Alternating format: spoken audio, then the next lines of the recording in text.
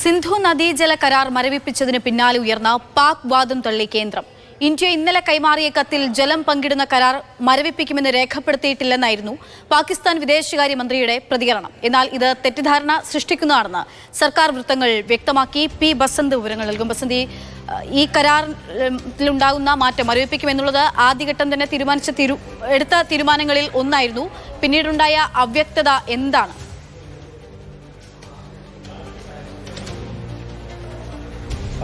ഇന്ന് പാകിസ്ഥാന്റെ ദേശീയ സുരക്ഷാ സമിതി യോഗത്തിന് ശേഷം പാക് വിദേശമന്ത്രി നടത്തിയ ഒരു പ്രസ്താവനയാണ് ഇക്കാര്യത്തിലൊരു അവ്യക്തത വന്നത്. അതായത് ഇന്ത്യ ഇന്നലെ നൽകിയ ഡിമാർഷെ അല്ലെങ്കിൽ നോട്ട് വെർബലിൽ ഈ സിന്ധു നദീജല കരാറുമായി ബന്ധപ്പെട്ട കാര്യം പരാമർശിച്ചിരുന്നില്ല എന്നാണ് ഇപ്പോൾ പാക് വിദേശമന്ത്രി വാർത്താ സമ്മേളനത്തിൽ അവിടെ പറഞ്ഞത്. പക്ഷേ ഇക്കാര്യം ഇപ്പോൾ ഇന്ത്യ ഔദ്യോഗികമായി തന്നെ തള്ളിക്കളഞ്ഞിരിക്കുന്നു. ഇന്ത്യ വ്യക്തമാക്കിയിട്ടുള്ളത് ഇത് ക്യാബിനറ്റ് കമ്മിറ്റി ഓൺ സെക്യൂരിറ്റിയുടെ തീരുമാനമായിരുന്നു. അത് ഞങ്ങൾ ഔദ്യോഗികമായി ഇന്ത്യയുടെ വിദേശ സെക്രട്ടറി പ്രഖ്യാപിച്ച കാര്യമാണ്.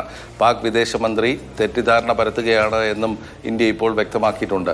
സിന്ധു നദീജല കരാർ നിന്നും ഇന്ത്യ പിന്നോട്ട് പോവുകയാണെങ്കിൽ, ഏകപക്ഷീയമായി പിന്നോട്ട് പോവുകയാണെങ്കിൽ ഇന്ത്യയുമായിട്ടുള്ള എല്ലാ ഉഭയകക്ഷി കരാറുകളും, അതായത് ഷിംല കരാർ അടക്കമുള്ളവ ഞങ്ങളും മരവിപ്പിക്കും എന്ന് മാത്രമാണ് പാകിസ്ഥാൻ ഇപ്പോൾ പറഞ്ഞിട്ടുള്ളത്.